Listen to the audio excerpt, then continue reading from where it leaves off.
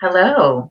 Welcome to Hi. Hi. This is Fundraising Confessions, the truth behind the profession. I am here with my friend and colleague, Ms. Arvetta Jideonwo, and I have seen you, been just happy to be in community with you, with all of the work that you do as a colleague, as an adjunct professor with the fundraising school, as well as a professional fundraiser at the Rural Mission. So thank you. I like to Yeah, have happy to be our here. guests tell us about their bio and all the fabulous things they're doing. So welcome, Arvada, and tell us a little bit about who you are and what's going on with you. Absolutely, Rochelle. It's so nice to be here with you. And obviously, we've known each other for quite some time. So I'm just excited to be on the podcast. Yeah. Just a little background about me. You're right. Of course, I am an adjunct faculty member at the Lilly Family School of Philanthropy. So I've had that role for about 12 years now. And I'm also the Chief Development Officer for Wheeler Mission. So I've been there a little bit over a year now in that role. And Mhm. what we do as an organization is we provide support for people experiencing homelessness in the Indianapolis area. We are the largest shelter within the Indianapolis area in Indiana, Mhm. and in the top 10 across the country of shelters. Yeah. Such great work. Yeah, and so tell us how did you get to be in philanthropy and one of the leading experts in this industry, Arvetta? Yeah, I think, I probably have the answer that most people have, which is you just kind of fall into this work. Now Yeah. we're so grateful. Schools like the Lilly Family School of Philanthropy has degree Mhm. programs in Mhm. philanthropic studies. But when I was going through school, that did not exist.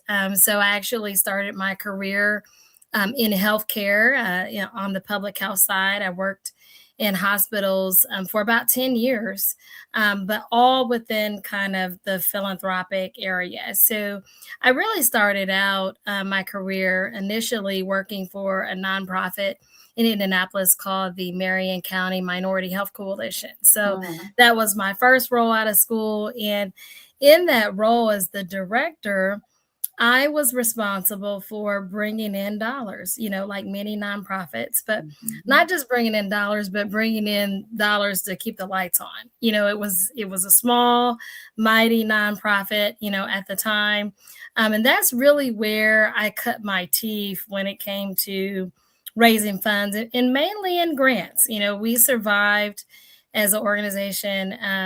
That was back in Mhm. 2002, primarily on grants, and Mhm. grants from just a variety of sources. So that's really where I started, and I kind of fell in love with the work. And then from there, that's when I said, I want to, work in hospitals. I have a degree in health Mhm. administration. So I worked in three different hospitals within Indiana for about 10 years in hospital foundations, Yeah. either grant writing or as a development manager. And that's really kind of where I Mhm. grew in this work and started to learn more from a more kind of, I would say, traditional development perspective, kind of moving out of grants when I went to St. Vincent Foundation here in Mhm. Indianapolis. So, yeah, Yeah.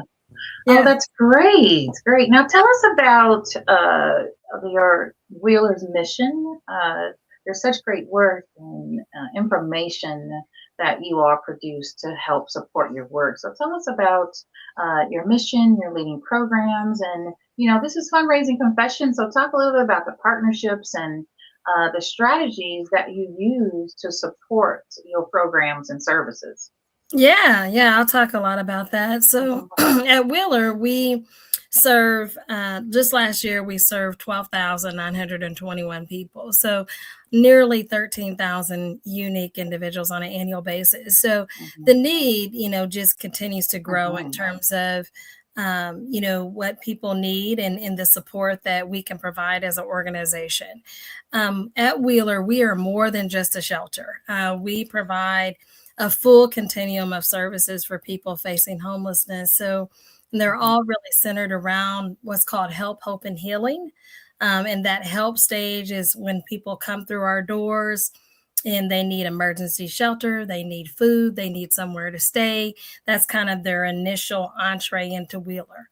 Then, from a help perspective, we provide comprehensive services as well as counseling, case management, a variety of needs from a programmatic perspective to ensure that individuals are moving along the continuum of being independent, and ultimately becoming productive members of society. And then that last stage of healing is really the area that I want to talk most about as an organization that we're really strongly working on right now. And that is ensuring that individuals are fully productive members of society and have stable housing and stable income so that they are no longer dependent on Wheeler or other sources of support within, the community. Our goal is for individuals to ultimately become neighbors to individuals in the community. So that's a focus area of Wheeler because Wheeler is an organization that, was founded in 1893 by 3 women. Which is a really interesting part of our story.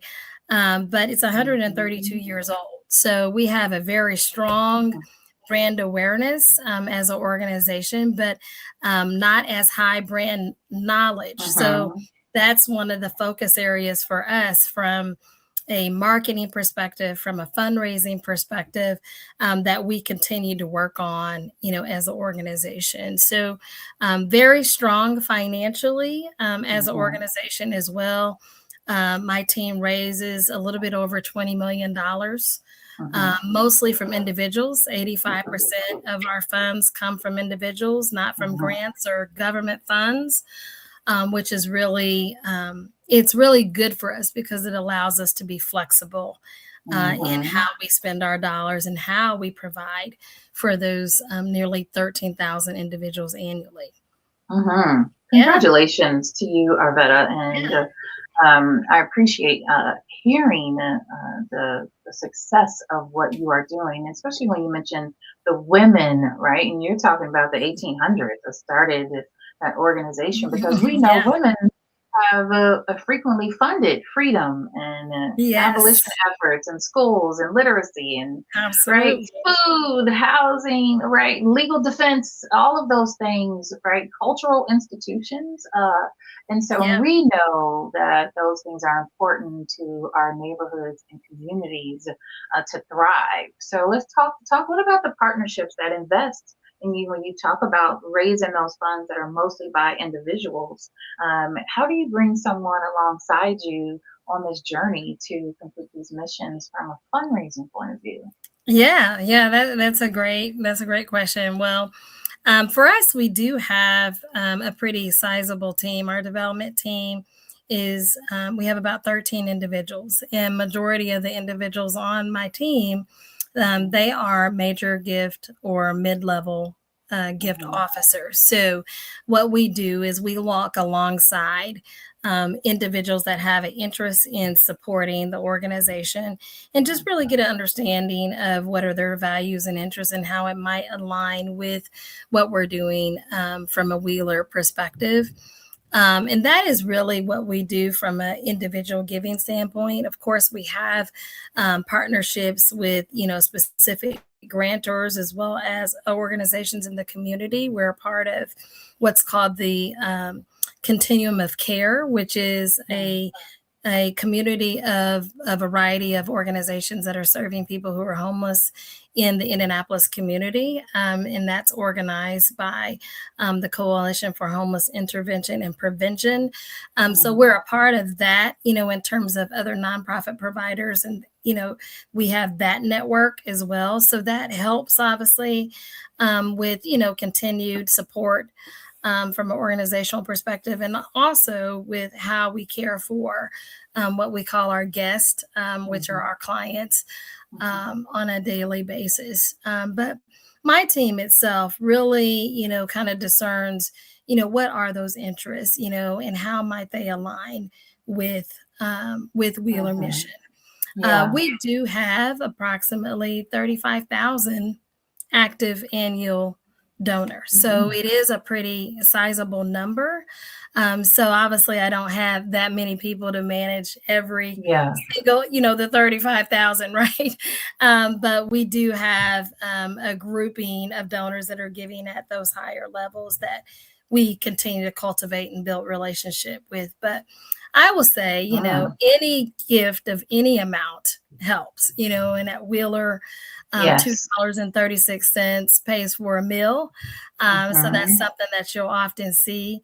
But any amount of giving, whether it's giving of time, talent, or treasure, is definitely Mhm. appreciated. Yeah. Yeah, for sure. And Yeah, I noticed you all sometimes have stats on your website yeah, about what's going on in the communities and what's going on in homelessness. So I just appreciate all the work that you all do, whether it's partnerships or just educating the community on what it takes to get this work done. yeah. So I appreciate that very much. And so when you think about other ways that you do to bring attention to what you're doing to raise those funds to support your programs and services, do you have any other events that engages the community or fundraising events? Do you have any of that in your development strategy? We do. Yes, we have. Boy, do we have a lot of events. So I don't know if you've ever heard of Drumstick Dash. That is, and you're probably getting at that, right, Rochelle? It's one of Yeah. the largest. We call it. It's a turkey trot that happens on Hmm. Thanksgiving Day. We have Hmm. about 15,000 people that come out on Thanksgiving Day and Hmm. raise, funds for Wheeler Mission. So it's Yeah. a 5K walk that's done every year. So that happens on Thanksgiving Day. So we raise a Mhm. little bit over $1 million with that event. Yeah. We also have three other events. We have one that actually is happening today as we speak. Mm-hmm. It's called 100 Holes for Golf. Our events team is there putting that on, and that is kind of your traditional golf outing, although the participants, they raise funds individually. So that's taking place out at Eagle Creek Park. Hmm. Then we also have a pickleball event as well that happens here happening in the next few months. And then we also have our Strength in Our Streets event, which is a CrossFit event that happens in August. Yeah. So yeah, we have a lot of those events they're all on our website. So if people are interested in participating in those, it's a Yeah. good opportunity to just be introduced to Wheeler Mission and what we're doing and support the cause as well. So yeah, we have a lot of events as well. Mhm, mhm. That's Yeah. awesome. I like to hear that there are multiple ways for people to get involved, right? Yes. And their interest, if this is a passion of theirs, right? So there's multiple events, multiple campaigns that they can participate in, and you can find it all on your website, right? And Yeah. so, and when it comes to fundraising and leading teams, Arvetta, what are some of the myths that you sometimes hear in fundraising? I like to debunk the myths in this Yeah. profession here on the podcast. So, what's Yeah. something that you would like to say we don't do enough of, or it's a myth that you sometimes hear as you are teaching and training and speaking about fundraising? Yeah, yeah. I think that's I'm glad you brought that up because there are so many, right? And one of the things that I think is so important when you're in a leadership role of Mm-hmm. heading up a development team is Mm-hmm. really around organizational awareness, in Mm-hmm. terms of building that culture of philanthropy because oftentimes the development team is known as the people that are always hitting people up for money. Like they just think that, we're out there, we're constantly hitting people up. And that's really not what it is, as you know. It Right. really is about, introducing individuals to the organization and figuring out what is their level of engagement that they would like to see. It might just be volunteerism.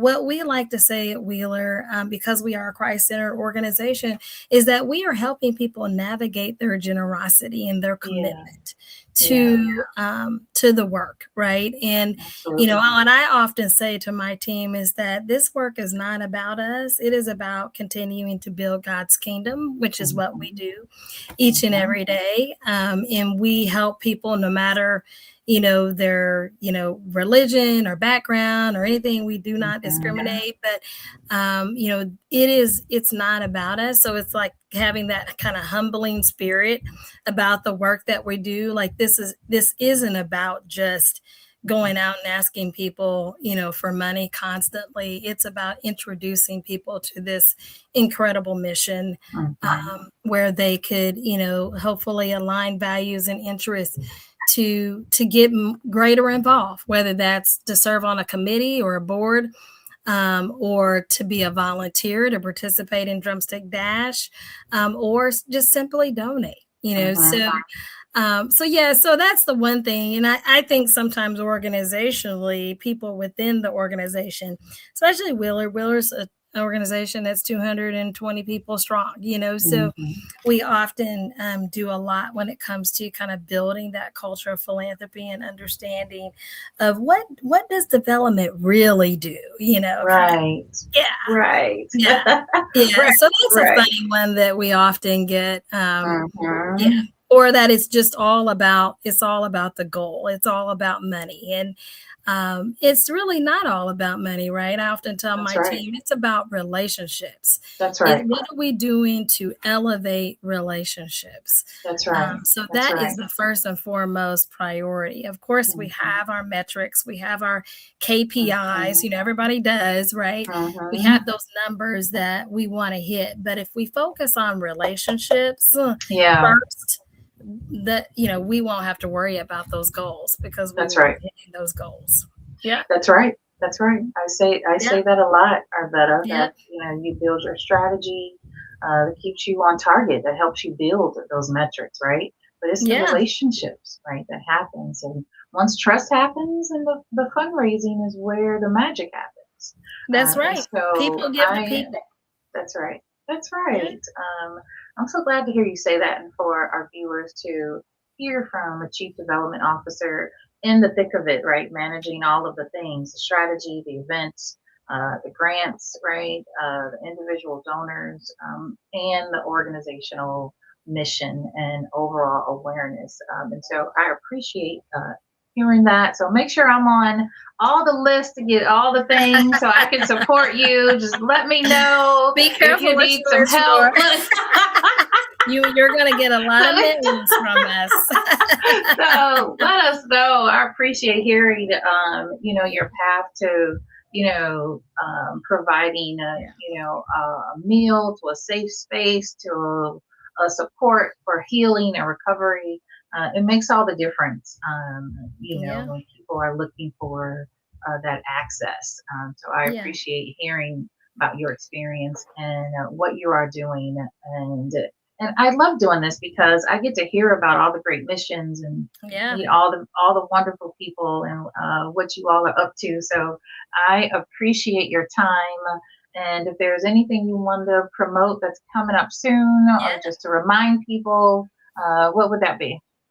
Yeah. So one of the things that, I kind of alluded to earlier when I was talking about help, hope, and healing is kind of that healing aspect of our work. We're really diving in deep with that. And we have, for the past year, we have been engaged in a pilot where we have created stable housing units for guests that have completed our program. So we now have about 36 people actually in those stable housing units, and we're looking to continue to develop that program. It's called Cornerstone Living, and we're seeing really great results out of that program. About 98% of those individuals have remained either with us or have gone on to their own, housing, which is really good to see because it shows that what we're doing, the method, if you will, the strategy is working at keeping people housed, which is, ultimately our goal.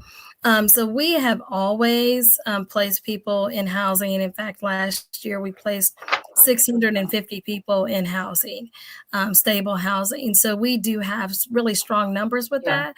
But now what we're doing, this is our own housing model.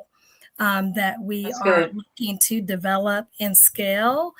So it's one of those initiatives, big initiatives for us that we will be raising funds into the future for as an organization. So it really Yeah. effectuates, Rochelle, Mhm. our vision, which is Mhm. to ensure that every man, woman, and child that we serve Mhm. become productive members of society. And in order to Yeah. do that, they got to have stable housing, they got to have stable income, That's right. they got to be, from an independent standpoint, ready to Mhm. fully be, self sufficient. And that's really what Mhm. we're what our goal is as an organization. So that's one of the big things that we're working on Yeah. organizationally and Yeah, that's raising good. funds for.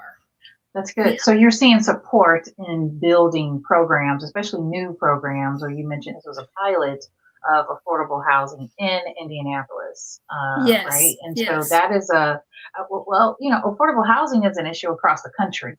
And so Yes, it I is. am Yeah. glad to hear that there are investments and people working on in this area to provide affordable housing for families. Yeah.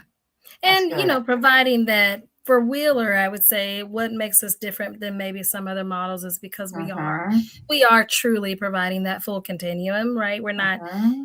Our motto is not just to take people directly off the streets and place them in housing, but rather to for them to enter our doors from that help perspective, get the programs and transitional Mm-hmm. services that they need in order Mm-hmm. to be successful, and Mm-hmm. then place them in housing. And reason for that is so that we know they're on kind of that trajectory, and you have better Mm-hmm. results that way than just placing Mm-hmm. someone immediately into a apartment or some other Yeah. form of housing. Yeah. Yeah, for sure. I Yeah. mean, in some areas, I would say affordable housing is a crisis, right? So Yeah. to see that you all are having the impact and the numbers that show that your program is working, that's amazing. I hope you get much more Yeah. support and partnerships for that effort. So that's good. So I'll be looking out to see Yeah. how that is growing and developing. So congratulations to Thank you you. and your organization for continuing to have that full circle of support. That's great. All right. Well, is there anything else you would like to highlight of the wonderful things that you all are doing at the Wheeler Mission before we sign off? Yeah, I would just say that, we are, like, most fundraising operations, one of the things that we are really focused on and I'm excited about is that we are really strongly assessing our work, so Mm-hmm. not just on my team. I have development professionals. So I have people that are out there that are directly frontline raising funds. I have individuals that are processing gifts. So we have a team of 4 people that all they do is process gifts. I call it our machine. Mm-hmm. But then I have a new department that is called growth and development. And what that is, or growth and excellence, excuse me, what that is focused on is evaluating our fundraising strategy and, kind of speaking to are things working on a quarterly basis. So we look at, how effective are our strategies from a fundraising perspective. We're Mm-hmm. looking at that consistently so that we can make changes throughout the year instead of waiting until the end of the year. Because everybody has a development plan, right? We have a development Mm-hmm. plan, but it's a living document because Mm-hmm. now we have this new department that is exclusively focused on assessing what's working and what's not working and making adjustments. And that's something that we did this fiscal year, on a June 1 to May 31st. And we Mm-hmm. saw about a 25% increase in the amount of revenue that came in versus what we budgeted. So we raised the additional $6 million Mm-hmm. based upon that Mm-hmm. practice. So I decided this Mm-hmm. year we need a department that's exclusively focused on that. So that's an exciting thing that we're doing, at least from a fundraising standpoint, that maybe other Mm-hmm. fundraisers can take and say, Mm-hmm. hey, maybe I should think about um, Mm-hmm. evaluating on a consistent, continuous basis how well we're doing and making adjustments accordingly. Mm-hmm. Because Absolutely. the market is volatile. I will just be Mm-hmm. honest. Like there's a lot happening Mm-hmm. in the That's market right. right It's a now. lot going on. That's Yeah, right. That's right. And philanthropy and fundraising and the interest and passions of your donors. So staying on top of that, evaluating all your campaigns makes perfect yep. sense on an ongoing basis and not waiting until, Mhm. budget season or the end of the year to say what's working, what's not working, what are we changing uh, for the next cycle. To do it on an ongoing basis absolutely makes sense. Yeah, So yeah, I appreciate you sharing some of the strategies that you're using to help you meet those goals and also assess. Because one of the things we have at our disposal is this digital marketing world we live in. We can easily yes. pivot, right? If That's something isn't right. You working, right, can. you can pivot really easy. Yep, So yep. it doesn't mean that, your strategy, is Mhm. broken. Just enhance it in some way, right? And Exactly, knowing clearly exactly. where to make those enhancements is key. Yep, So yeah, that's that's true, a and not being really good able point. not being afraid to break things too. Sometimes you have Hmm. to do that in order to get to a better result, but Yes. yeah, it's, you have to try new things. Like, this market just tells us, like, you Hmm. you can't be doing the same thing you've been doing for multiple years, because Yeah. with this new market and how, our donors are changing, like, their Hmm. motivations are changing, which is Yes. causing nonprofits to, like you said, make adjustments, pivot. That's right. That's right. I Yeah. know. Well, I appreciate talking to you. So I just find myself sitting here Yeah. like we in the living room going, Yeah. right. Yeah. That's so good. Well, we will go ahead and say that is a wrap. Okay. And Yeah. thank you for joining us on Fundraising Confessions, the truth behind the profession. You have heard it firsthand from Ms. Arvetta on the Wheeler mission. You will see all of the details in the description where you can support their mission in upcoming events. Thank you for joining us. All right. Thank you, Rochelle. Thank you.